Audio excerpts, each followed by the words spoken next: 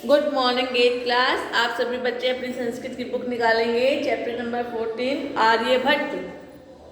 सभी बच्चे निकालें। हमारे चैप्टर का नाम है आर्यभट्ट। चैप्टर नंबर 14 संस्कृत का है।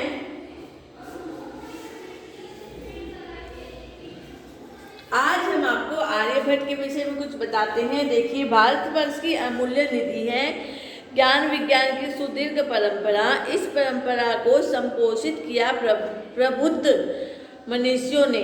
इन्हीं मनुष्यों ने अग्रगण्य थे आर्यभट्ट। दशमलव पद्धति आदि के प्रारंभिक प्रयोक्ता आर्यभट्ट ने गणित को नई दिशा दी। इन्हें एवं इनके प्रवर्तित सिद्धांतों को तत्कालीन रूढ़िवादियों का विरोध झेलना पड़ा।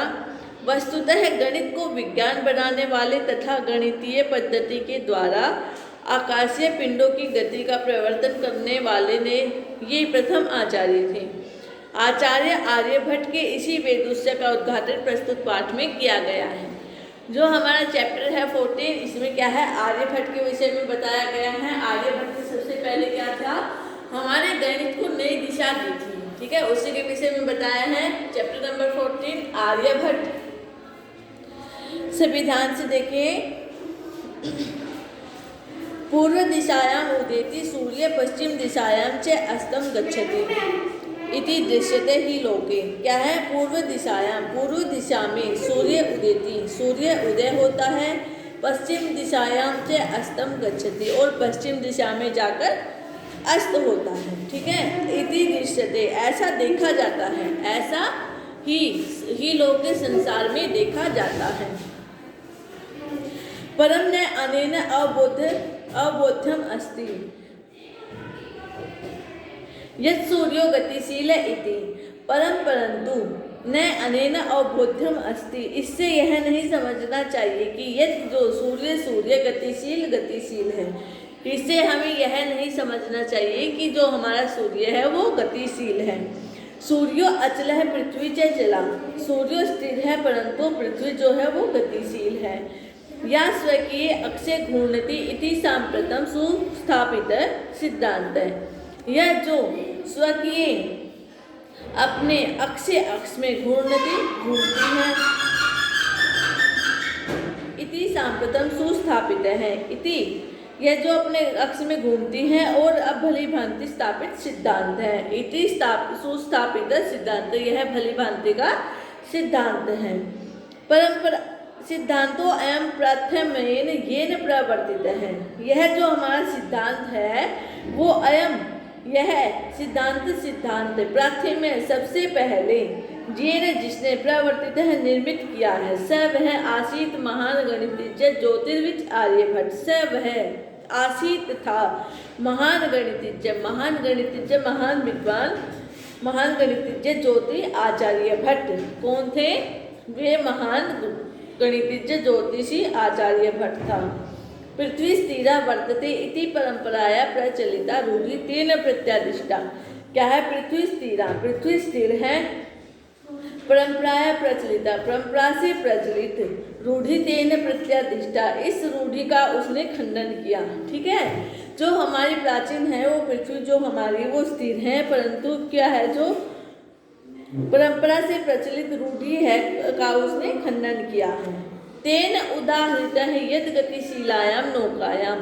तेन उसने उदाहरण दिया है कि यद गतिशीलाम, जो गतिशीलायाम गतिशील, नौकायाम नौका में उपविष्ट बैठा हुआ है, मानव मनुष्य नौका को स्थिरानुभवती, स्थिर समझता है। क्या है? जो मानव, उसने उदाहरण दिया कि जो गतिशील नौका में बैठा हुआ मनुष्य है वो नौका को स्थिर समझता है।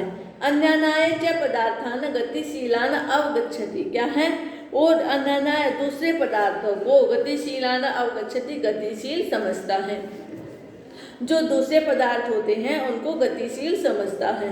एवमेव गतिशीलायां पृथ्व्याम अवस्थितः मानव पृथ्वी में स्थिरा अनुभवती सूर्य आदि गृहान च गतिशीलान वेत्ति। क्या है? एवमेव, इस प्रकार गतिशीलायां, गतिशील पृथ्व्याम, पृथ्वी पर स्थिता अवस्थित है, स्थित मानव मनुष्य पृथ्वी को स्थिर अनुभवती, स्थिर अनुभव करता है। क्या है? जो हमारी गतिशील पृथ्वी को मनुष्य पृथ्वी को स्थिर अनुभव करता है। सूर्य आदि ग्रहांच गतिशीलान वेति, सूर्य आदि ग्रहों को गतिशील समझता है। ठीक है, सभी इसको यहाँ तक एक बार रिवाइज करेंगे। एक क्लास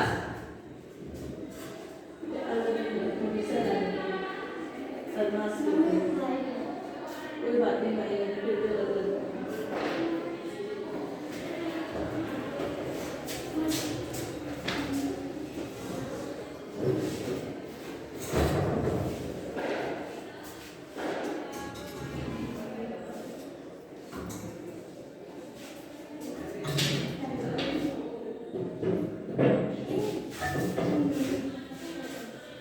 सभी रिवाइज करेंगे क्लास।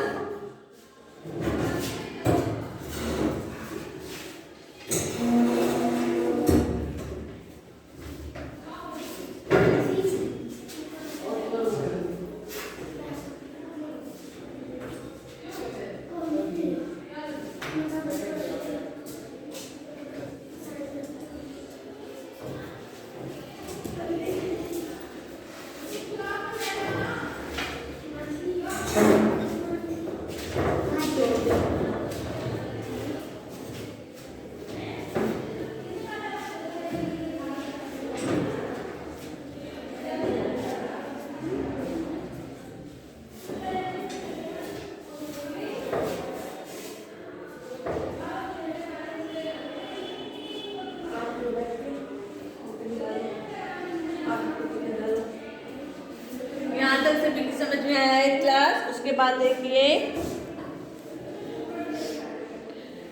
477तमे ख्रीस्ताब्दे षट सप्ताधिक चतुष्शततमे वर्षे। क्या है? 476 ईस्वी में आर्यभट्ट का जन्म है। लब्धानावति तेनैव विरचते आर्यभट्टियम इत्यस्मिन् ग्रंथे उल्लिखितम्। क्या है? 476 ईस्वी में आर्यभट्ट ने जन्म लिया था। तेन एव विचरते, तेन एव ऐसी उसी के द्वारा आर्यभट्टियम इत्यस्मिन् ग्रंथे उल्लिखितम्। क्या है? ऐसी उसी के द्वारा रचित आर्यभट्टियम इस ग्रंथ में उल्लेखित है। ग्रंथो अयम तेन त्रयोविंशतितमे वयमे विचरति। क्या है? यह ग्रंथ था जो उसने 23 वर्ष की आयु में रचा था। ऐतिहासिक स्रोतो भी जायते यत् पाटलिपुत्रम निक्षा आर्यभट्टस्य वेदशाला आसीत्। ऐतिहासिक स्रोतों से पता चलता है कि पाटलिपुत्र के पास आर्यभट्ट की है वो जो वेदशाला है। जो ऐतिहासिक स्रोत हैं उनके द्वारा पता चलता है कि जो पाटलिपुत्र में है उनकी एक वेदशाला है। किसकी? आर्यभट्ट की। अनेन इदम अनुमीयते यत् तस्य कर्मभूमि पाटलिपुत्रम एव आसीत्। इसी से यह अनुमान लगाया जाता है कि उसकी जो कर्मभूमि है वो कौन सी है? पाटलिपुत्र ही है। उसके बाद देखिए आर्यभट्टस्य योगदानम गणित ज्योतिषा संबंधम वर्तते यत्र संख्यानाम आकलनम महत्वम आदधाति। क्या है?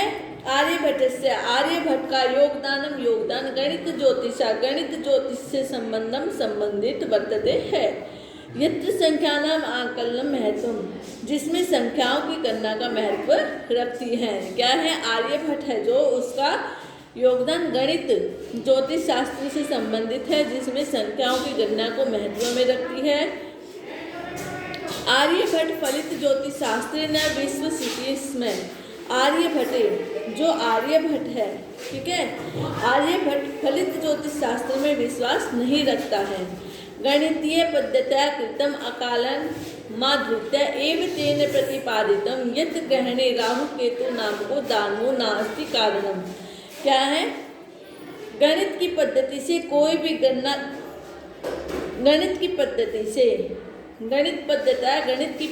से की गई कृतम गणना आकलनम आदितम, गणना के आधार पर बनाकर तेन एव प्रतिपादनम यत् ग्रहणे, उसका जो प्रतिपादन किया गया है राहु केतु नाम को, राहु केतु नामक दो दानों कारण नहीं है। ठीक है, जो हमारा गणित की पद्धति से की गई गणना को आधार बनाकर ही उससे यह प्रतिपादित किया गया कि ग्रहण लगने से में राहु केतु नामक दो दानों कारण नहीं है।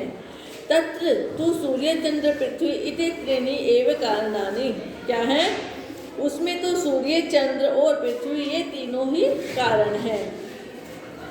सूर्य परितः भ्रमन्तः पृथ्वी, सूर्य है जो है सूर्य के चारों ओर घूमती हुई पृथ्वी का, जो हमारे सूर्य के परितः चारों ओर भ्रमतः घूमती है पृथ्वी चंद्रस्य परिक्रम पथेन संयोगदान ग्रहणम भवति, क्या है तब चंद्र ग्रहण होता है। जब हमारी सूर्य के चारों तरफ पृथ्वी घूमती है तो हमारा क्या है चंद्र ग्रहण, चंद्रमा के परिक्रमा पथ के संयोजन के कारण, जो हमारी चंद्रमा है वो उसके परिक्रमा के पथ के संयोजन के कारण होता है। फिर है यदा पृथ्व्या छाया पातेन चंद्रस्य प्रकाशस्य अवरुध्यते, जो हमारी जब पृथ्वी की छाया पड़ने से चंद्रमा का प्रकाश रुक जाता है तदा तब चंद्र ग्रहणम भवति, तब क्या है चंद्र ग्रहण होता है। तथैव पृथ्वी सूर्ये मध्ये समागतस्य चंद्रस्य छायापतेन सूर्य ग्रहणम दृश्यते, तथैव उसी प्रकार पृथ्वी और सूर्य क्या है पृथ्वी और सूर्य मध्य दोनों के बीच में आ जाए। ठीक है, जब दोनों के बीच में आए हुए चंद्रस्य चंद्रमा की छाया पड़ने से सूर्य ग्रहण दृश्यते, सूर्य ग्रहण दिखाई पड़ता है। जब क्या होता है कि आर्यभट्ट का योगदान है जो गणित शास्त्र से संबंधित है, जिसमें संख्याओं की गणना का महत्व रखती है। आर्यभट्ट फलित ज्योतिष शास्त्र में विश्वास नहीं रखता था, गणित की पद्धति से की गई गणना को आधार बनाकर ही उसने यह प्रतिपादन किया कि ग्रहण लगने का कारण सिर्फ राहु और केतु नहीं है, क्या है हमारे पृथ्वी और सूर्य और चंद्र भी है। ठीक है, ये तीनों ही कारण हैं। सूर्य के चारों ओर घूमती हुई पृथ्वी का चंद्रमा के परिक्रमा पथ से संयोजन होने के कारण ग्रहण होता है। जब पृथ्वी की छाया पड़ने से चंद्रमा का प्रकाश रुक जाता है, जब चंद्रमा जैसे पृथ्वी घूमती है और जो उसमें पृथ्वी की छाया जब चंद्रमा पर पड़ती है तो चंद्रमा का प्रकाश रुक जाता है, तब चंद्र ग्रहण होता है। उसी प्रकार जब सूर्य दोनों के बीच में पृथ्वी और सूर्य दोनों के बीच में जब चंद्रमा की छाया पड़ने लगती है तो क्या है जब सूर्य ग्रहण दिखाई पड़ता है। सभी इसको यहाँ तक अच्छे से रिवाइज करेंगे 8th क्लास।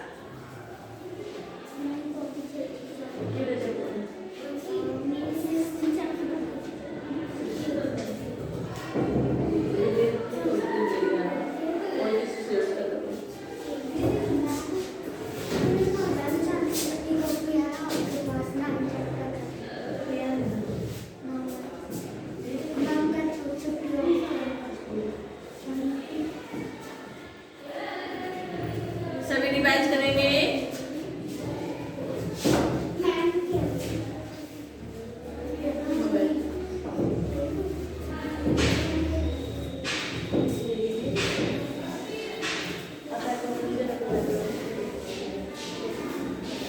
सभी रिवाइज करेंगे कि किस प्रकार से आर्यभट्ट ने अपने जीवन में संघर्ष किया और उन्होंने क्या बताया है राहु और केतु ही हमारे ग्रहण के कारण नहीं है, सूर्य पृथ्वी और चंद्रमा भी ग्रहण के कारण है।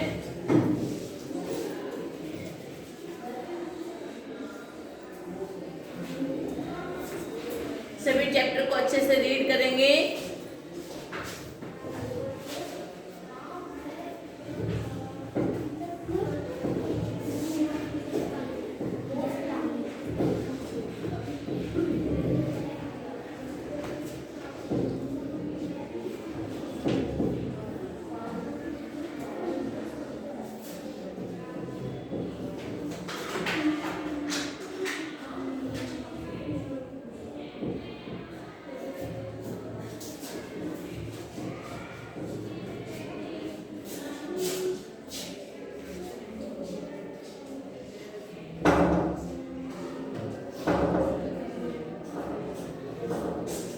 सभी ने अच्छे से रीड किया है क्लास। अगर आप सभी फिर बच्चे चैप्टर को अच्छे से रीड करेंगे तो आपको प्रश्न भी आ जाएंगे और इसकी हिंदी भी अच्छे से समझ में आएगी। Okay class, thank you.